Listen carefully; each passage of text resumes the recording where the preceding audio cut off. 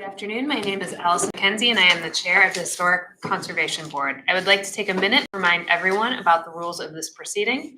This proceeding is at all times governed by the rules of procedure adopted by the board on September 26, 2011, last amended on March 9, 2020. A copy of the rules of procedure is available for review in the back of the room and online.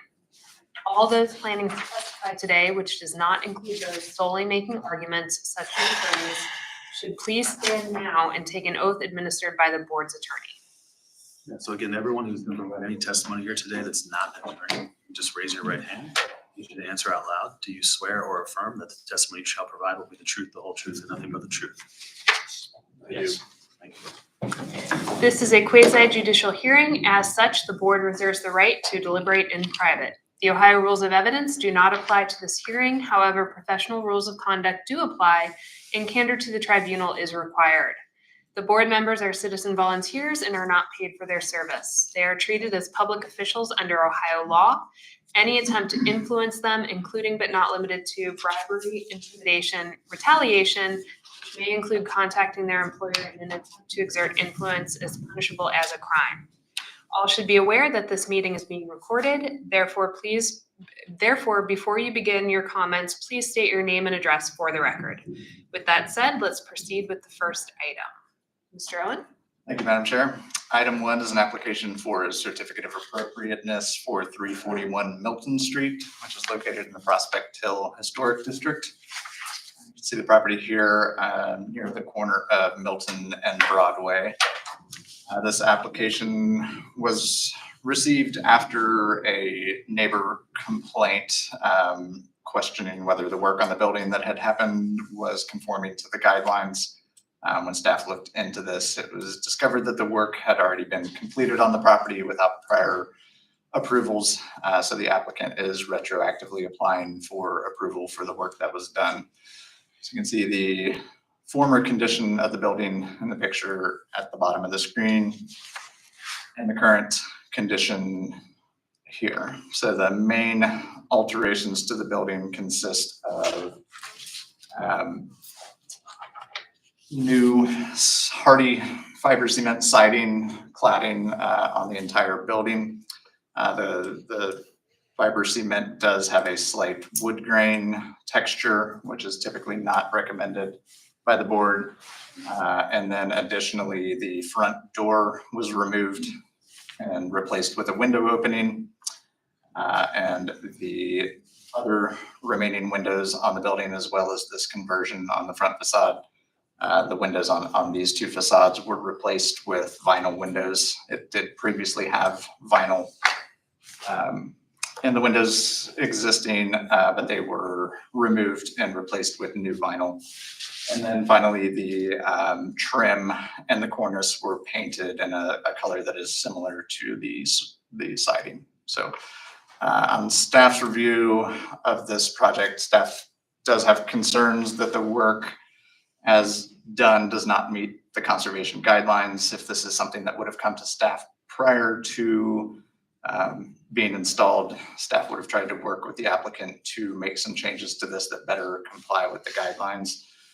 The applicant has stated a willingness to replace the front door in the original opening and also to paint the cornice and the trim, as well as the conduit on the meter to better comply with the guidelines. So staff thinks that would make a major improvement on the project. However, the concern with the hardy siding with the wood grain, as well as the vinyl windows that have been installed in the building, are still concerns of staff, even if the front door is restored and the building is repainted to provide that differentiation on the trim. So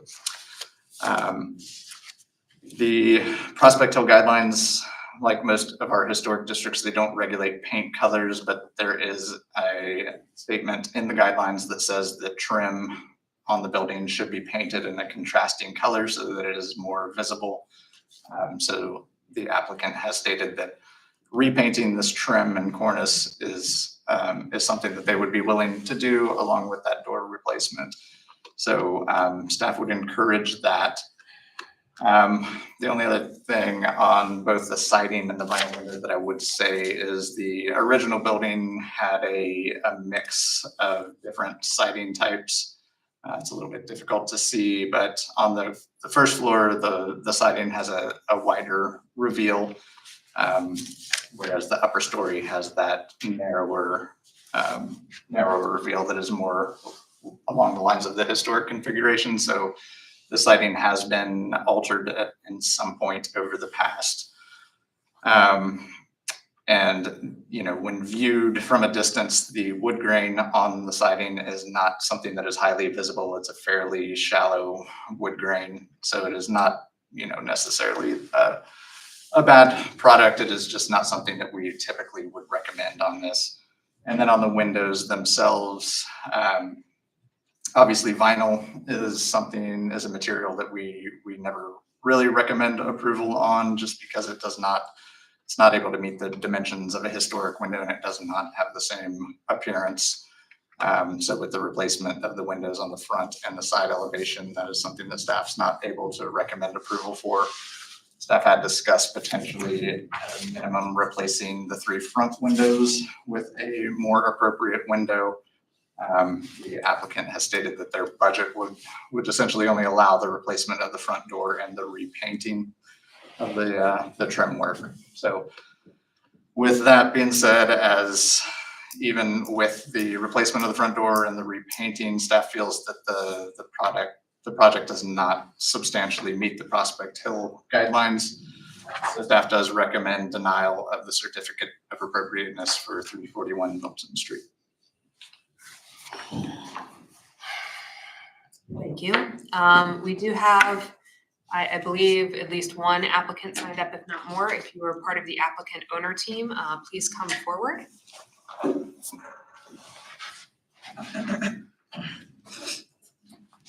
Please identify yourself before adding what you would like to. My name is Michael Morgan, MichaelMorgan.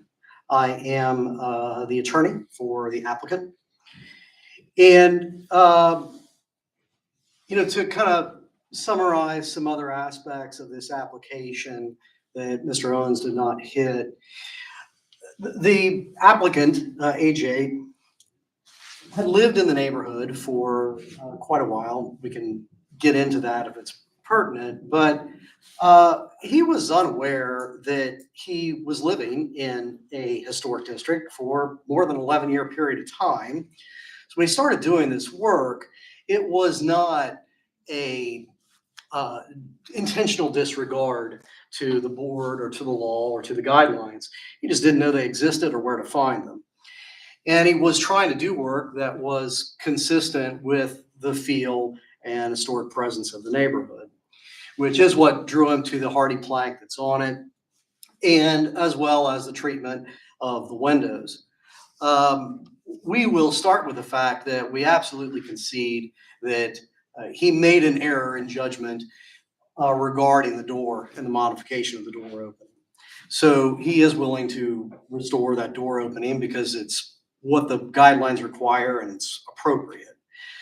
I, however, you know, have some disagreement with Mr. Owens in regard to the windows. I don't know that we have any meaningful disagreement in terms of the hardy plank that's on it. It is an approved material. It has some very minor texture to it, but you really kind of need to get up to it to see it.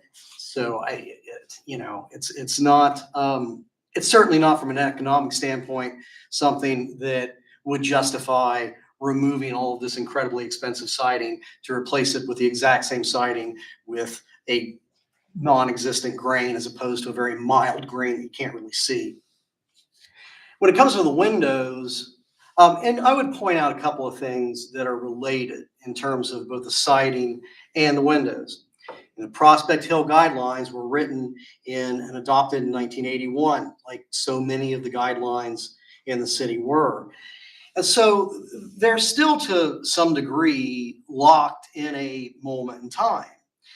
And when you look at the guidelines regarding the siding, that material that we now recognize as preferable material, it didn't exist. And so the guidelines discouraged using aluminum or vinyl siding, but they specifically provided that you could use those materials. And as we sit here today, I don't think anybody on this board is going to agree that aluminum or vinyl siding would be an appropriate approach to this building. So, that reflects the materials that are available, how things have changed. Prospect Hill guidelines, when it comes to windows, says that aluminum windows should be painted to match the trim. Well, again, when we look back at 1981, vinyl windows were a very different thing. And the windows that are in this property, it's necessary to ask to ask the applicant what they're made of, because you can't stand in the street and tell them from approved windows. And I think that that's at least half of the entire point. The other half is that we want to discourage people from ripping out good functional historic windows to put in replacement windows where you could restore those windows and you could add storm windows to them. This is not that scenario. These were bad, white, ugly 80s or 70s vinyl windows that were replaced not only with windows that are painted, which I argue would be the equivalent to what would have been recommended in 1981 had this product existed back then. But in addition to that, there had been some modifications to the window openings, like some metal, aluminum modifications to fit in those old original vinyl windows. And the applicant actually restored those casements to wood. So the original window openings have been restored with the original materials, and the windows that are in there, I think, as a matter of law, I would argue are appropriate. Beyond that, I would just ask for the board's consideration on an economic standpoint that it is not worth the applicant's costs to change windows for windows that you could not distinguish from the street. But again, he still has the original front door. So that's a significant cost. He's got a bid of somewhere around about $6,500 to restore that door opening to look exactly like it did before. And also to do, some trim offset colors to make it pop a little bit more and give it a bit more of the Victorian paint feeling. Thank you. Does your client wish to address the board? Is there anything you'd like to add?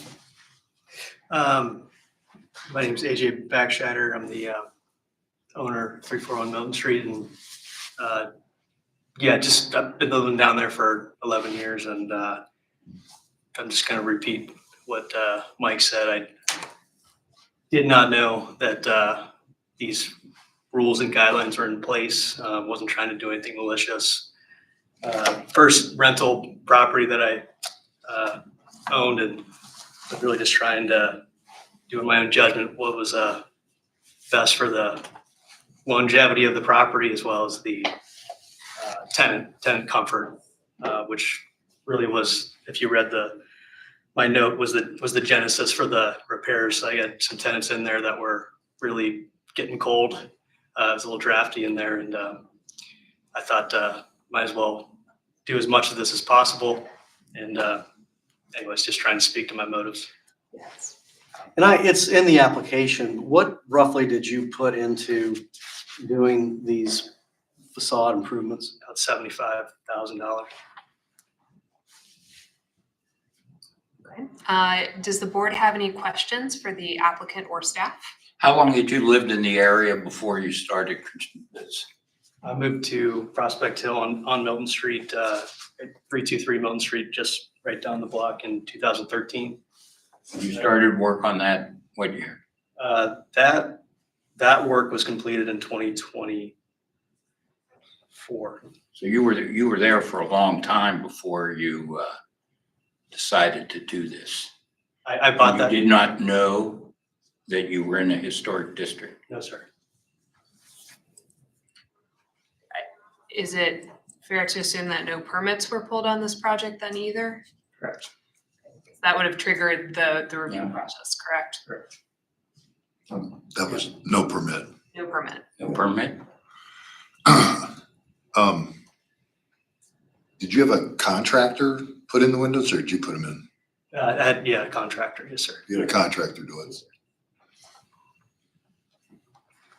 A local contractor? Yes. He certainly should have told you. I can tell you, sir, that it is extraordinarily common that people in this city are unaware that they are in an historic district, or if they are, what they have to do and where to find those guidelines. What do you base that on? I base that on multiple conversations that I have with people that call me up with problems with historic conservation, and also just neighborhood conversations. I'm actually responsible for creating 2 different historic districts, the Sun Mohawk District, and I just got the Potter's Field on the west side put on the National Historic Register, very first entirely Potter's Field on the National Historic Register. And for Sun Mohawk, I did guidelines, the first that I consider to be really user-friendly, or at least an attempt at it, in this city. And the genesis for that, sir, was a lot of public meetings that I had done in multiple contexts before that, that let me understand how little the general public actually understands about these guidelines.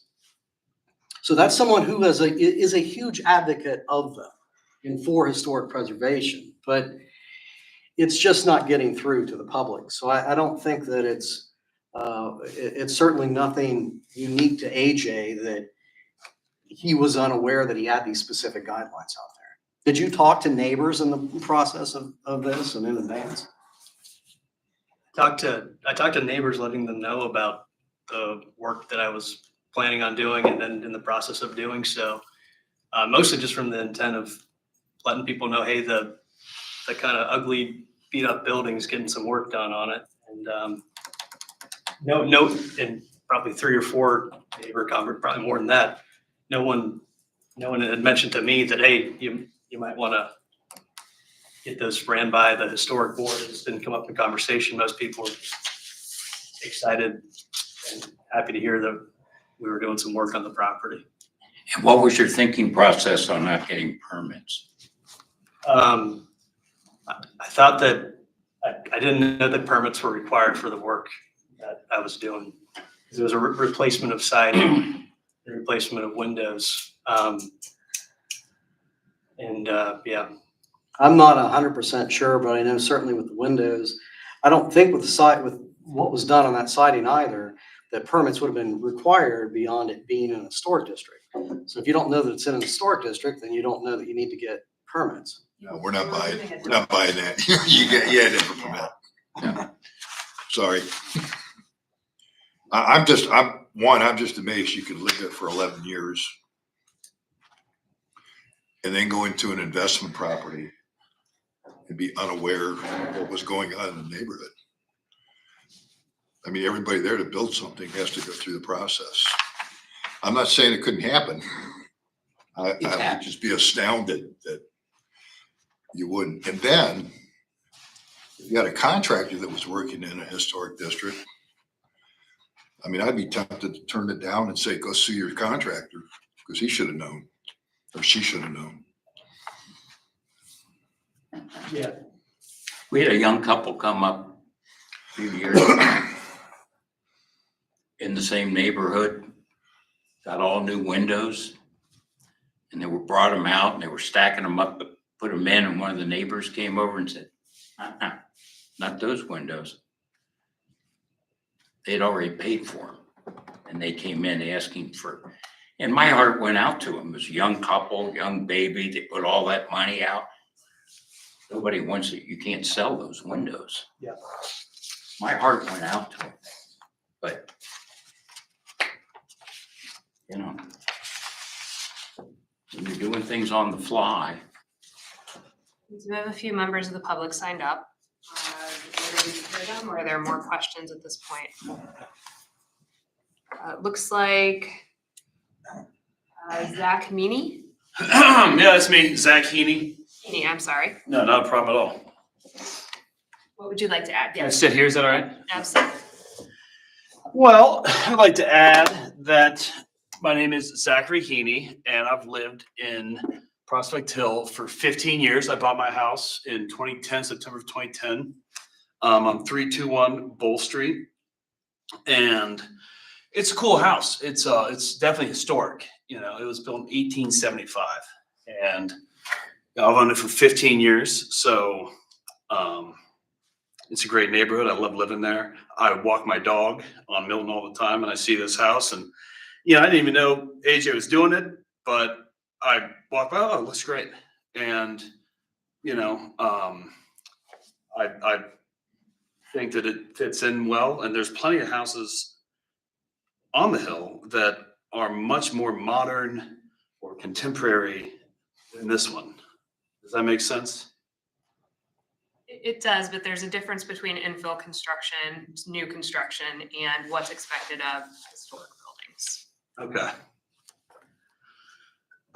Yeah, I guess like I said, like my house is built in 1875, so it's like a triple bricked, bunch of lath on the walls. It's historic building. This one, I don't know what the guidelines are with like the year and the style of the house when it comes to like updating it. But I just want to throw my 2 cents here. I guess we don't need to like stir it up too much, but I just want to say that I'm fully in support of it. I think it's fine. Honestly, I think, I don't know much about the inside of it, but closing down that door might be better for the feng shui for the house, and a nice, comfortable place for the tenants to live. So that's all I have to say.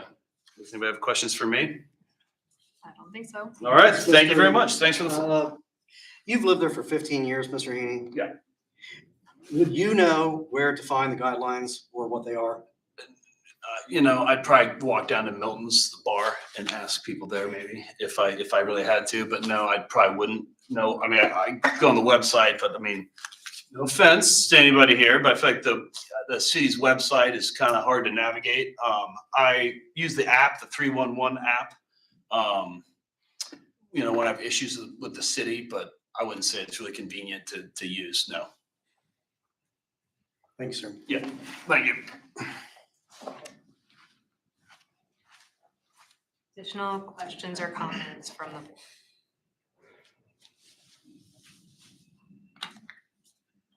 I'm just flabbergasted that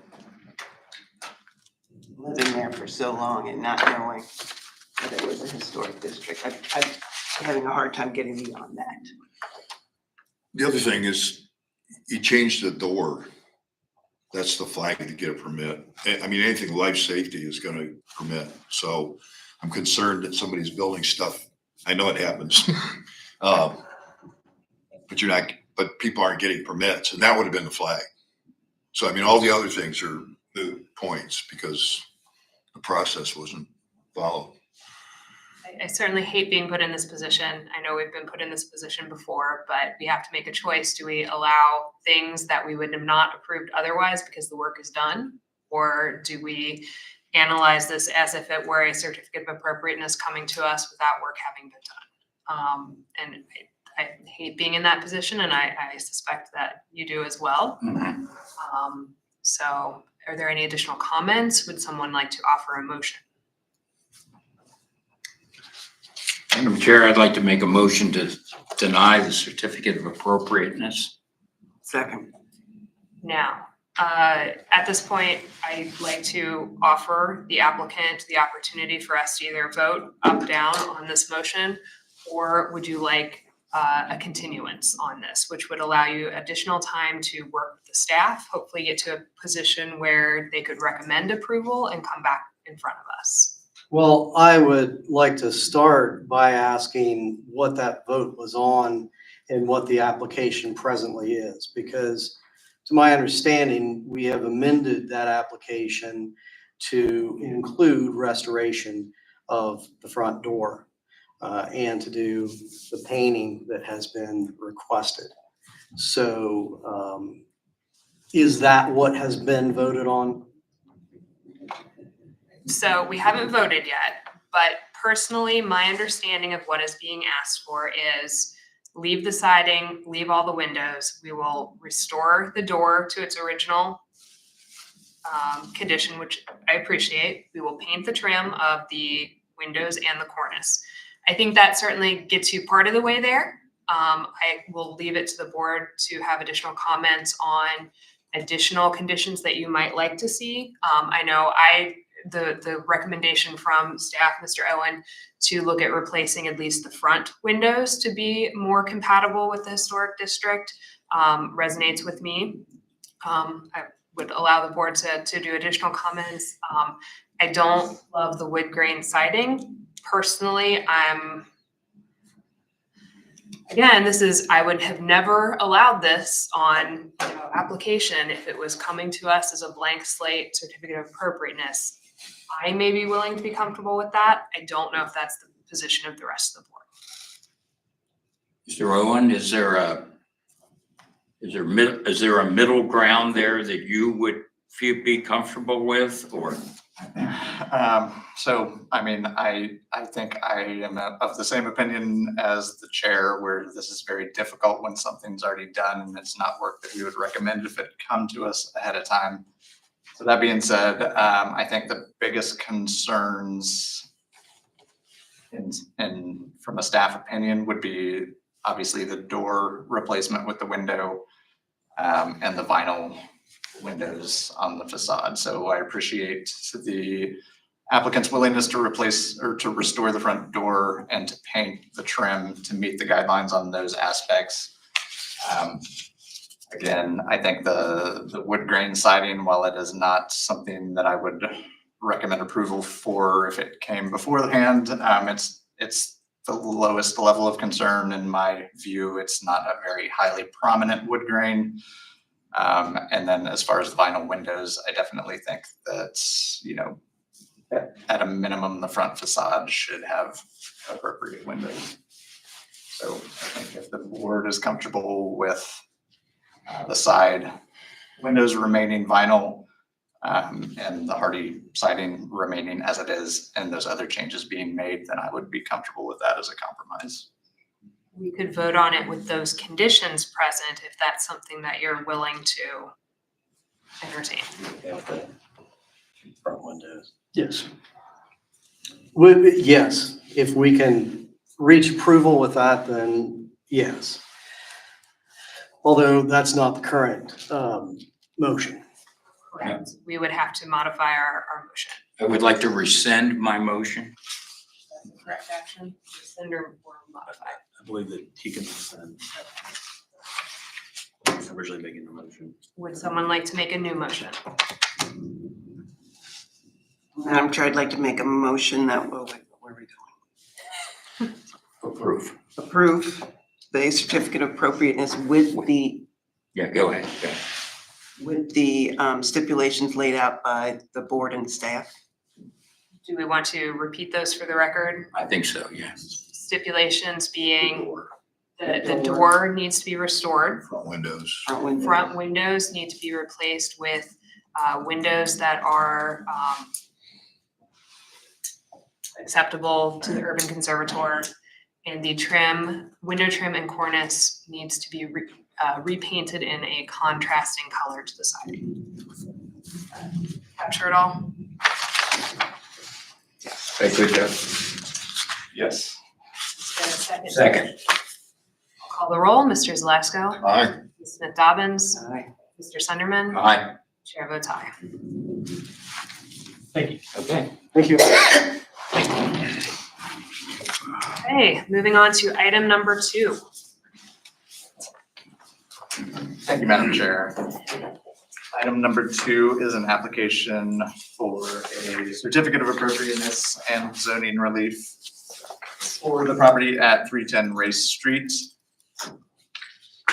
You may remember about a year ago, this property came before the board as a nomination for a local landmark designation as the H&S Co. Service Building, which was approved by the board and ultimately approved by the Planning Commission and City Council, giving it historic landmark status. As part of that landmarking process, the ultimate goal was the renovation of this building into residential apartment units, and also applying for historic tax credits through the National Park Service. So the applicant has now completed their plans for the renovation of this building and is bringing it forward to the board for the certificate of appropriateness.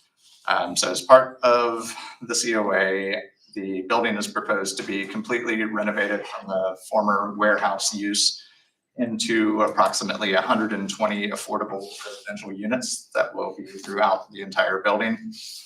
That does also include some alterations to the building, including a new rooftop penthouse addition, the installation of a garage entry on the south elevation adjacent to the surface parking lot, alterations to the existing window openings, including some infill and some new openings, and replacement doors and windows throughout the building.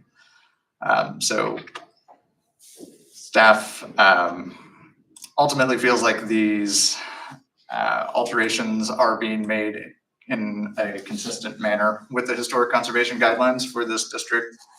You can see on the site plan here, this is essentially the view of the roof. So currently there is the L-shaped portion on the roof that exists now. The addition that the applicant is proposing is towards the center of the roof in this area right here, which will expand that upper level into additional residential units. And then the space along the outside of that addition will be roof deck areas with other mechanical equipment removed on the backside. So the addition, the way this is configured, the addition, like I mentioned, is essentially in the center of the roof structure.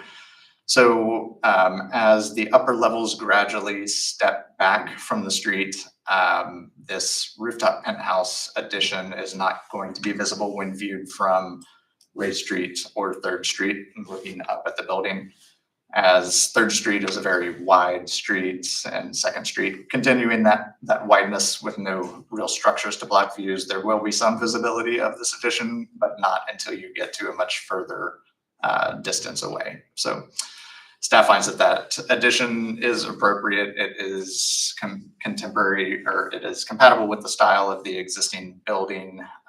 So it is not going to detract or overwhelm the existing structure.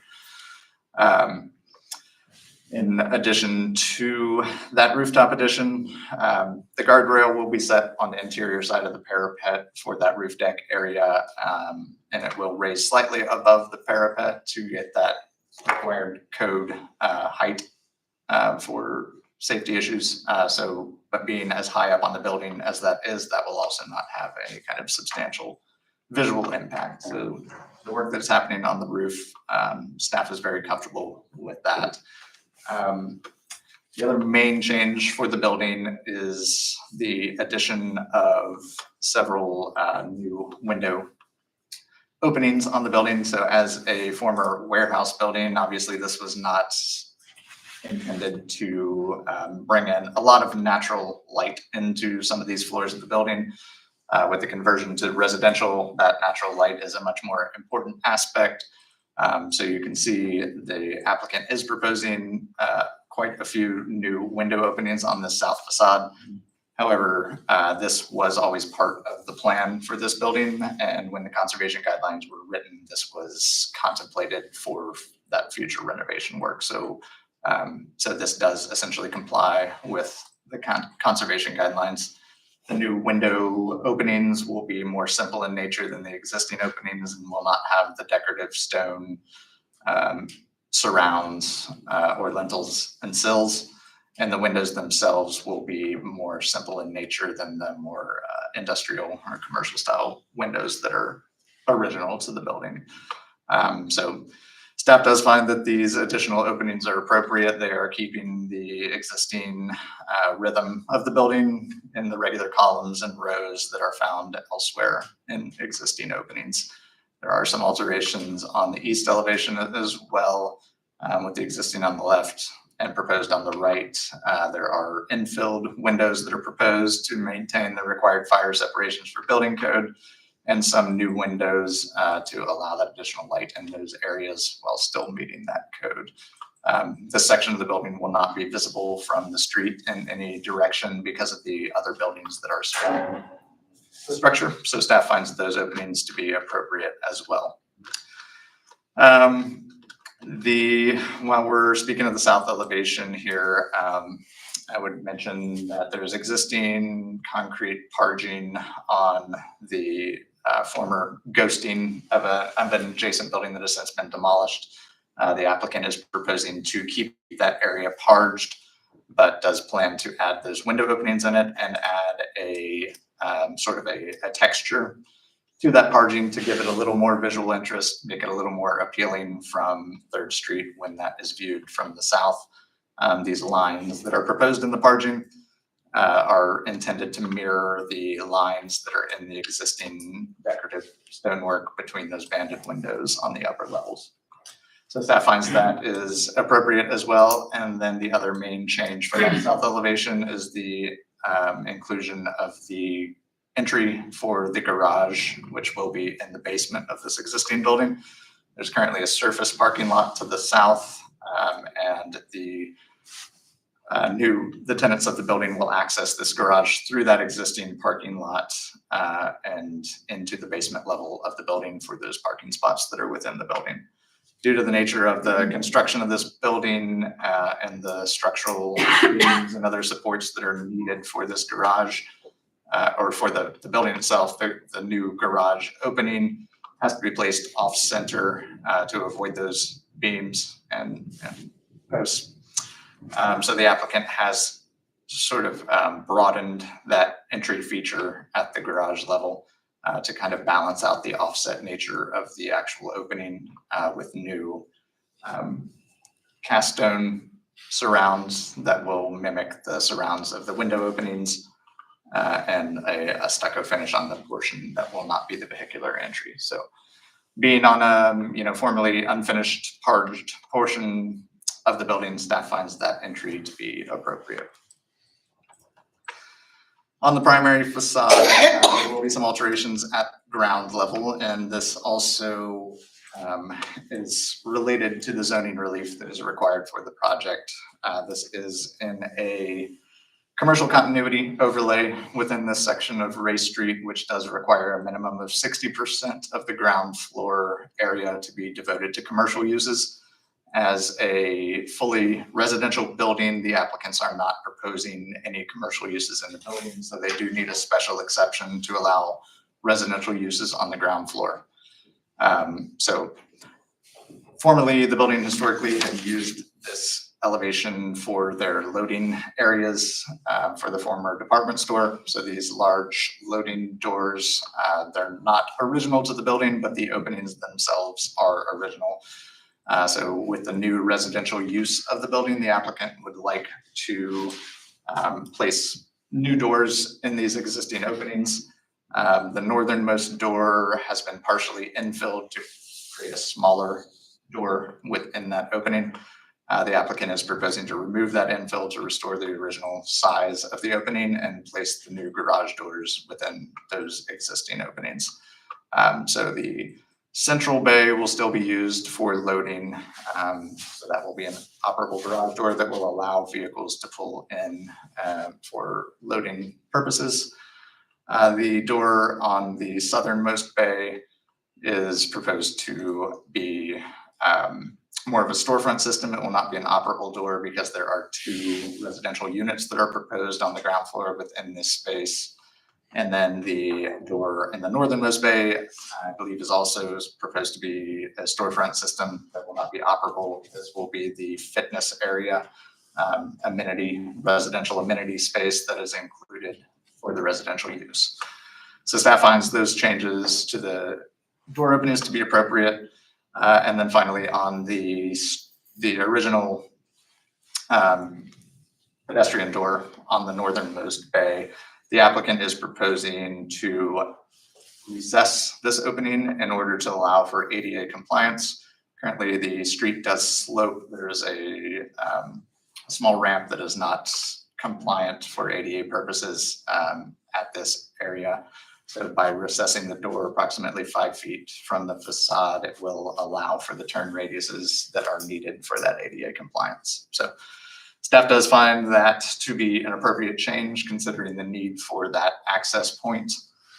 And then also the canopy that covers the original opening is the canopy itself is likely original to the building, but it has been reclad over the years with new metal cladding material. It is deteriorated to some degree, so the original or the existing cladding, which is not original, is proposed to be removed from that canopy to determine the condition of the canopy, and then ultimately that will be refaced with new signage placed above.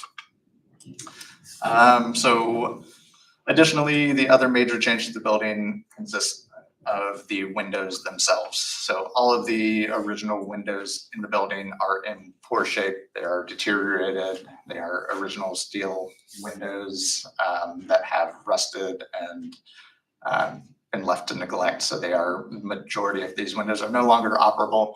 There is a window survey that was included with the applicant's packet for the majority of the windows on the building. So they are proposed to replace these windows, keeping the original configurations with new Graham aluminum windows that are able to replicate the dimensions and styles of the original steel industrial windows on the building. So staff does find that those windows are appropriate for replacement in this building. And again, all of these changes will also be subject to review by the Ohio Historic Preservation Office and the National Park Service as part of the tax credit process. So with that being said, staff recommends the Historic Conservation Board take the following actions based on the plans by Wynn Stanley Architects and Planners dated 2/7/2025. Approve the special exception to allow 0% commercial space on the Race Street frontage, short of the 60% required. And also approve a certificate of appropriateness for the changes to 310 Race Street with the following conditions. The Race Street canopy repair and recladding shall be subject to staff approval following the exploratory demolition of the non-historic cladding material. 2, the outside attachments, including exterior lighting and signage, shall be subject to staff review prior to issuance of building permits. 3, the building permit must be issued within 2 years or the COA shall expire. And 4, changes proposed by the National Park Service as part of the historic tax credit application shall be approvable at the staff level. Thank you, Mr. Owen. It looks like we have 3 representatives from the applicant team signed up. If you would like to add anything, please come forward and identify yourself. I'm Mark Hall, one of the owners of the building. Would like to also introduce Sam DeFrank, who's behind me, who represents the complete ownership of the building, and of course, Lee Hong, who's with us here from Wynn Stanley, the architectural firm that has worked closely with Doug's staff and with Heritage Consultants to try and turn this building into a useful economic building. As you may know, it's been vacant for over 20 years. So we've worked very closely, and I really want to compliment Doug and his staff. They've worked very closely with Heritage to give us proper response and input on the building as we've tried to redesign this and turn this into something we can all be proud of. So we're excited about this. This is going to be a $40 million investment by us. And we intend to deliver a very high quality unit finish in this building while preserving the historic significance of the building. I think we recognize going in that this should be a historic building and spent a lot of time, as has been noted, getting this its local designation. And we appreciate all the support from this group. And we're excited. We're happy to answer any questions as a result of what Doug presented, but we've been very careful to make sure that everyone is on board with the changes that we've made, and think that the variance that we're asking about, I don't think this is really a good location for commercial. I think, complete orientation towards residential is the appropriate use. And so we would appreciate your sustaining vote to move in that direction. Any questions or comments from the board? I personally think it's a very appropriate response. I feel good about it, and I appreciate you as a Cincinnatian taking an interest in it. I do have a question though. Where are you in the SHPO process? What have they said about the windows on the south side of the addition of the windows? Lee, maybe you'd like to respond to that. Sure. Good afternoon, Lee Jung Hong from Wind Stanley Artists and Planners. In terms of SHPO Part 2 application, we submitted the application a little earlier, a couple of weeks ago. We should be expecting a response back from them in the next couple of weeks. Once we do have the response from them, we plan to have a meeting with Doug Owens and to make sure that we can inform you about any kind of updates we have to make to this application package. But we don't expect to have any changes. We have met with them. I think all the changes that we have made have been very appropriate since the last time that we have submitted the application to them, particularly in the south elevation. So you have met with them? Yes. So can I ask, under what criteria are you trying to designate it historic International style. as a style? Okay. International style, and also it's also a historic building, it being a service building to H&S Polk shopping. Additional comments or questions? This was a Harry Hake. Did I see that? Yes. Yeah, okay. Yes, absolutely. I'm good. Thank you. If not, I would entertain a motion. Madam Chair, I'd like to make a motion that we approve the certificate of appropriateness and zoning relief 10 race as laid out by staff. Now second. Call the roll. Mr. Zalesko? Aye. Mrs. Dobbins? Aye. Mr. Sunderman? Aye. Chair votes aye. Thank you for your care given to this building. I look forward to seeing it put back to use. Thanks so much for your support. Thank you. It's good. Good luck. It's good. Thank you very much. We do have staff approvals for February left on the docket today. Are there any questions or comments? If not, I would entertain a motion. I make a motion that we approve the staff recommendations. Second. Mrs. Lesko? Aye. Mrs. Dobbins? Aye. Mr. Sunderman? Aye. Chair votes aye. Last item is regarding adjournment. Is there a motion? Second. Second. All in favor? Aye. Thanks, everyone. Thank you. You that